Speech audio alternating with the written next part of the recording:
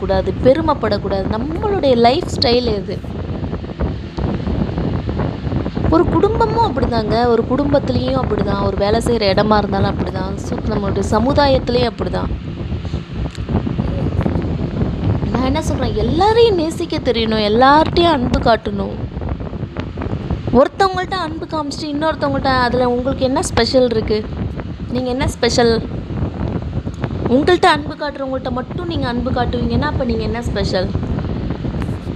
ஒன்றுமே இல்லையே. இன்னொரு விஷயம் தெரிஞ்சுக்கோங்க, நம்ம பாவம் செய்யும்போது என்ன ஆகும் தெரியுமா?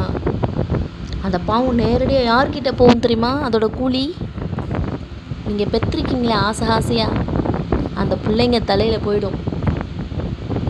ரொம்ப கேர்ஃபுல்லாக இருக்கணும். புண்ணியம் செய்யும்போது யாருடைய தலையில் போகுது யோசிங்க. நீங்கள் நல்லா இருக்கீங்க.